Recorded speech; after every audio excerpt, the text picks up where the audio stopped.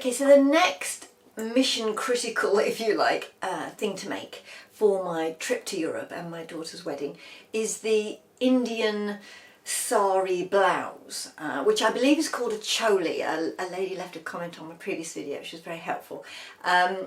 So C-H-O-L-I, I think I'm pronouncing it right. Choli? Choli? Don't know. Anyway, that's the next thing, because obviously I'm going to need something to go underneath the sari. I've got a couple of things to figure out. One of them is how much of the end of this sari fabric that I have is the fabric for the blouse. I'm not really sure, so that's going to be a bit of YouTube searching to figure that one out. It seems to be that the top needs to be really quite close fitting, and then it sort of finishes anywhere from sort of just below the boob sort of down to the waist. A lady did leave a comment on one of my previous videos, which was very helpful. Could be the same lady actually. That that it shouldn't go lower than the waist, because if it goes lower, it could cause a problem with the integrity of the sari, which is absolutely the last thing I want, because I've had nightmares of this thing falling off.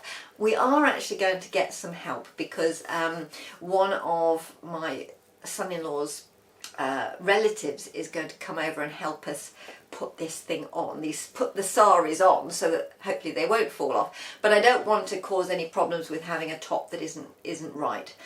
So from what I've seen, it seems to be that it needs to be quite close fitting, and that you need a reasonable amount of shoulder, because the bit that goes over the top, is it this way or this way? I don't know, one shoulder, it goes over the top with a big long piece down the back, and that needs to be pinned to your shoulder. So obviously I'm going to need fabric here, and as I say, I want to go no lower than the waist.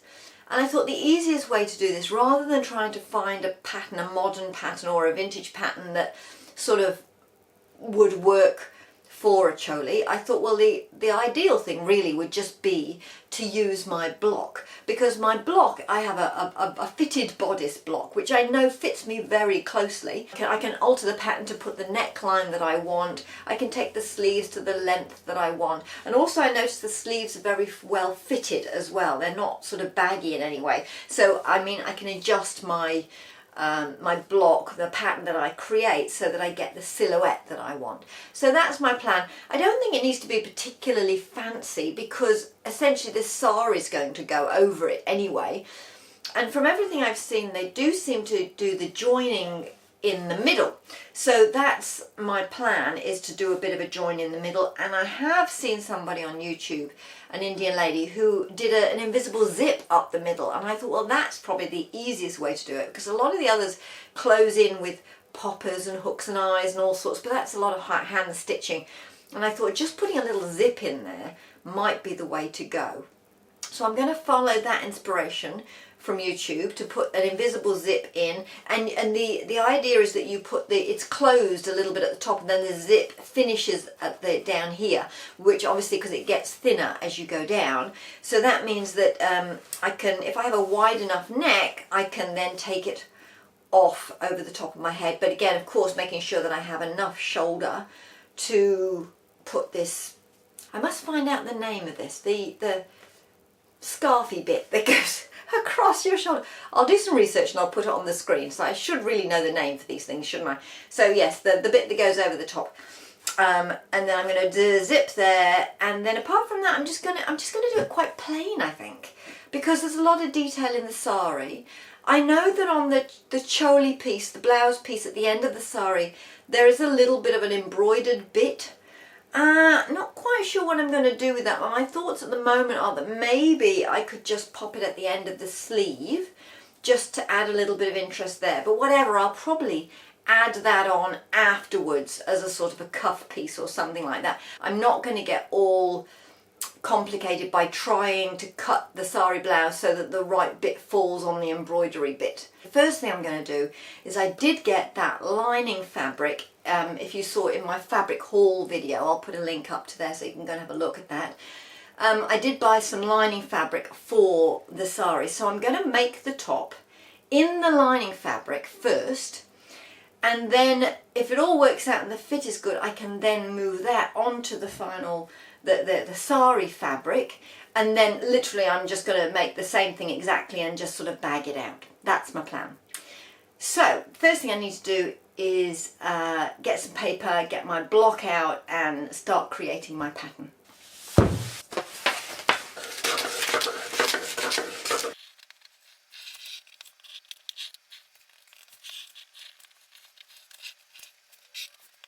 So I'm just drawing these darts because I'm going to move all these darts. And then we've got the sleeves. Sleeves always amaze me how big they are. See, too big to go there. Now that's my elbow line here, and I want the top to go just above the elbow probably. So I don't need this entire piece. Can I get it in there? No, how irritating. One of the things, of course, about paper is that it doesn't have a grain, so I can put it that way. There we go. So I've measured my bicep around here, and that's 26 centimeters. So I just need to measure how much this is.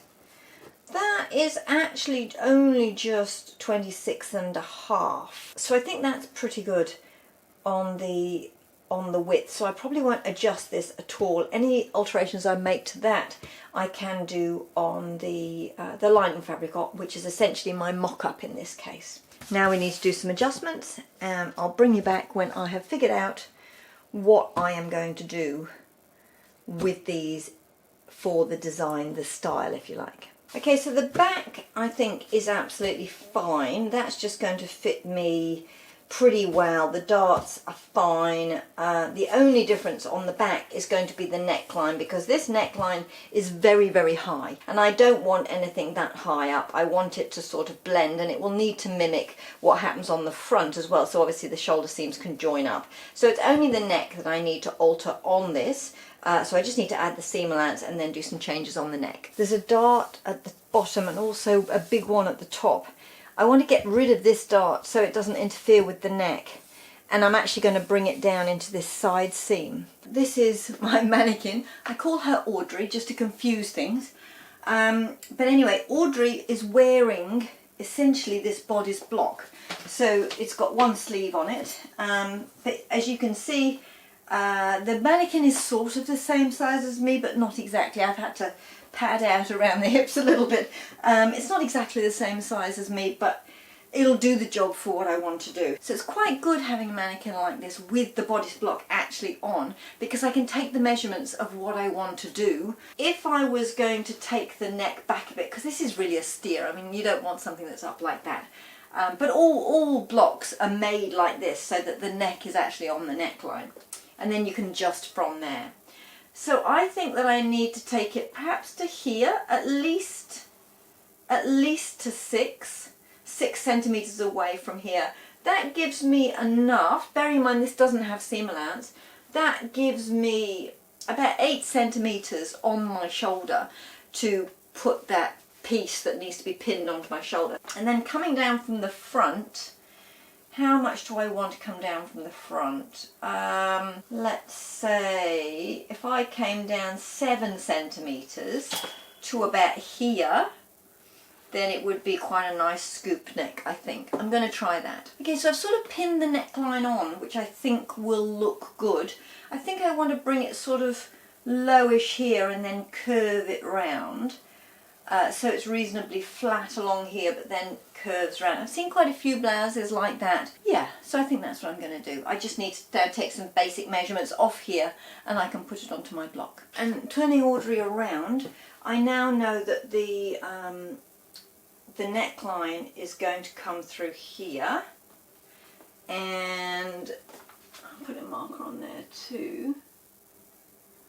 So I now know that the neckline is going to come through here, so I just need to basically make a nice shape on the back, and then again I can put that onto the pattern. So I think that'll do it. It's just a really gentle curve, not too high but not too low either, just a gentle curve just to finish it off, because remember we're going to have this big fabulous sort of shawly scarfy dangly bit here. And then this side, the sort of the bit comes up. There's the bit that wraps around, sort of, I think, comes up through here. So and that's got it all embroidery on. So there's a lot going on. So I'm just gonna Yeah, that'll do, I think. So I have made the pattern and I've just pinned it on loosely to sense check it. So I think that's working. It's, yeah, I'll just do the same with the back just to make sure that looks right and it all matches up. Just pin it on loosely with a bit of paper and then we're good to go. And I'm going to work on the lining next.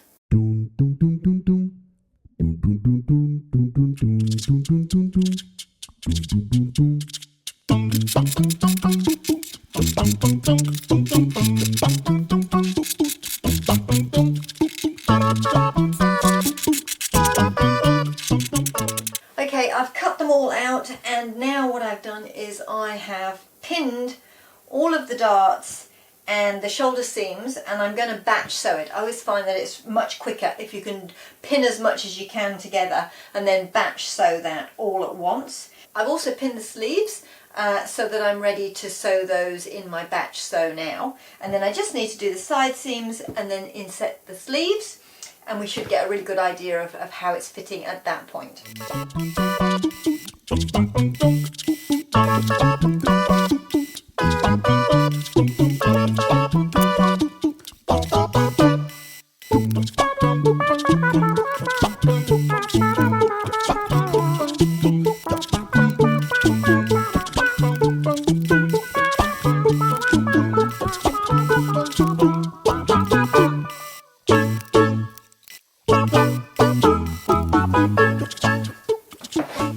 I also wanted to tell you about this little gizmo. It's a sleeve ironing board. So when you're trying to iron these sleeves like this, and I'm trying to get these seams flat, I can slide the sleeve on there and do it like that. I was really pleased with this find because I found it in a charity shop in the children's section. It was in with the children's toys. Because obviously they thought that it was some sort of doll's ironing board or something. So I got it for a couple of dollars. I was amazed. I'm really chuffed. And I find it very useful for little jobs like this.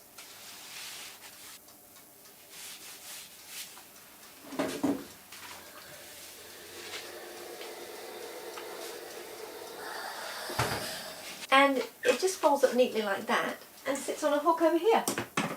I've pinned it on. It's not too bad a fit. I've had to pull it in a little bit at the back. My darts, the boobs, now I've pulled it in a little bit more at the front. The boobs are in slightly the wrong place, but I can fix that on the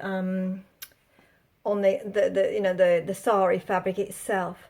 Now I know that these shoulders are supposed to come on quite a lot. Which is partly why I pulled it in a little bit at the front, because the shoulders need to come in like that, and then there's going to be obviously a seam there. Yeah, what I might do is get the sleeves pinned on and see how that works.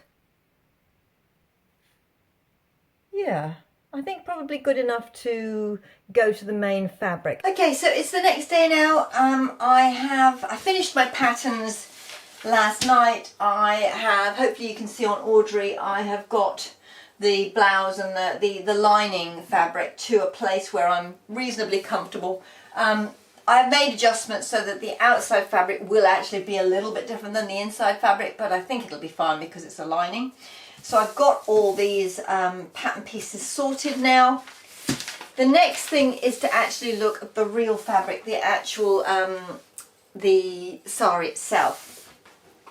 So I had this out last night, and this is where I gave up, because I was looking at the sari. This is the sari, obviously, and looking at the end piece, the piece at the end of the sari that is for the choli. Let's get the right bit. Okay, so there seems to be, I don't know if you can see this, there seems to be sort of fabric, and then there's this piece on there of gold that stops.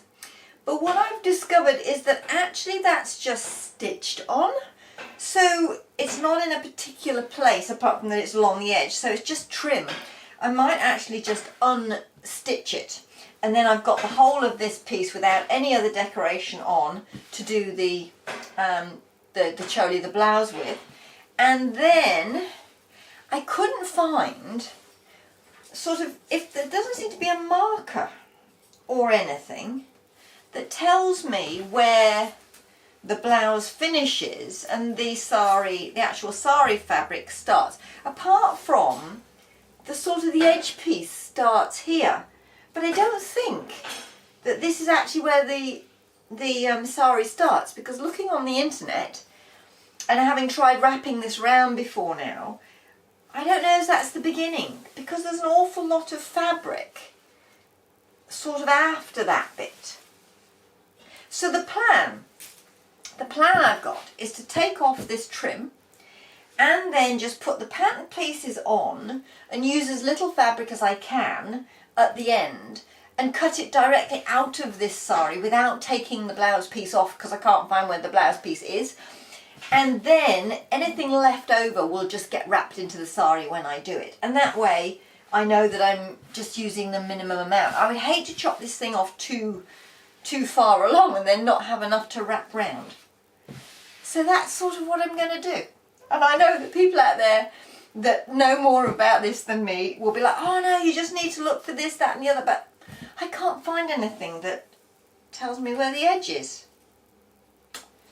Anyway, that's how I'm going to work it. So at least there will be lots left over, because I have a feeling that the blouse fabric, there will be enough in the blouse fabric piece for a blouse for a much bigger person than me. So if I just use what I need for my smaller blouse, I won't overrun the blouse section, and anything else just gets tucked in. So that's my plan anyway at this point. Okay, I have removed the trim now. I have put all the sari piece off my table. So what I just have here now is this plain fabric piece. As you can see, there's quite a large amount of it, and I really don't need this much. So I'm just going to cut out of this end, leave the sari over there so I don't accidentally snip any of it.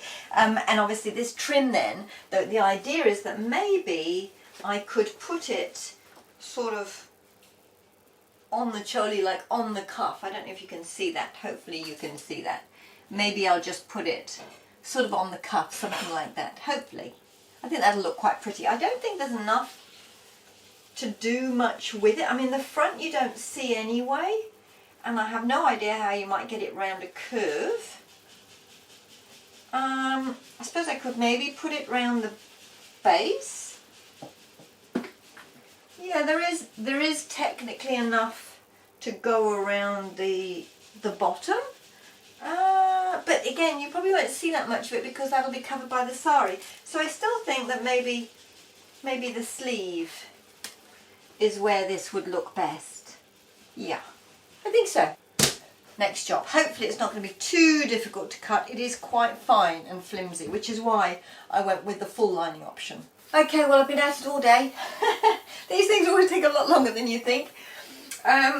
I have got something together now that seems to work. I made the outer fabric very, very fine fabric, so delicate and fine. It was quite difficult to sew, which is why I ended up not filming it, to be honest. Anyway, it is all together. I have stitched it around at the neckline now, so it is actually sort of together. But I'll move my cup of tea. But I have left this open, as you can see, so these bits are not connected, and I haven't done the sleeves because I don't have a zip that'll match. So I need to go to the shops to get a matching zip so I can put the zip in here. It will be connected at the top. As you can see, this mannequin is a bit bigger than I am, so it will actually come together at the middle with a zip.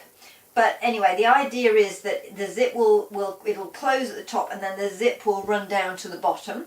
And then, of course, I've got the trim to go around the edge, and then also that'll connect the inside lining to the outside sari fabric, because this fabric is so delicate. When I was sort of trying it on without the lining in, it was really quite delicate, and I was scared I was going to damage it. So I wanted to get it attached to the lining because then it's a lot more robust. Anyway, so that's the next thing, is to get the zip in and get that sorted, get the trim on the end, and of course then also the hem at the bottom. It is very, very snug. I mean, that I think is that's the look. When I'm looking at all the saris online, it does seem to be very tight fitting on the sleeve, it's quite in on the shoulders, and it's tight fitting around the body, which this is. It's not something you could play basketball in or anything like that. It's quite snug because it's a woven fabric, and being very fitted, you know, there's not a lot of, I mean, I can, that's Maggie coming in the door, she wants her walk now. I can move, but it's not free. It is quite structured and quite fitted, but you know, for the wedding, it's the thing. That's what all the look that I've seen is, so that's how I've made it. As I say, I'll probably only wear it once or maybe twice. I don't really imagine that I will be wearing a sari that often after the Indian wedding, but of course I do want to look the part for the Indian wedding. So yeah, I will show you what it's like when it's all together. I might even try putting the sari on as well, because obviously you'll need the whole look of the thing, which could be a bit of a game. But anyway, other than that, you'll just see me with this on a normal skirt. But anyway, I will show you that when I've finished it.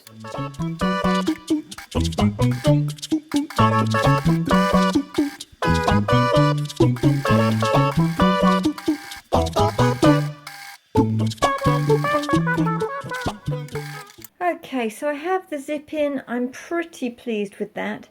It's so hard to do it without getting too much pleatiness in here. But when you put it on the body, it actually smooths out. I've given it a good press. So it's just because it's sat on my table that it's looking a little like that. I've turned up the hems. Well, I've pinned up the hems. I'm now going to hand stitch it because I just found that it's really difficult to machine stitch this fabric. And I ended up finishing this zip with bias binding at the back because I had sort of raw edges here. It's not an exact match, but it's what I had in my stash, so that was that. And the zip was the closest I could get in colour as well. So yeah, I'm pretty pleased with the way that that's come in. I just need now to do hand stitch the cuffs probably, and then pop the trim on. So pretty much all hand sewing now, which is a big relief, because sewing this stuff, it is so fine and difficult to sew.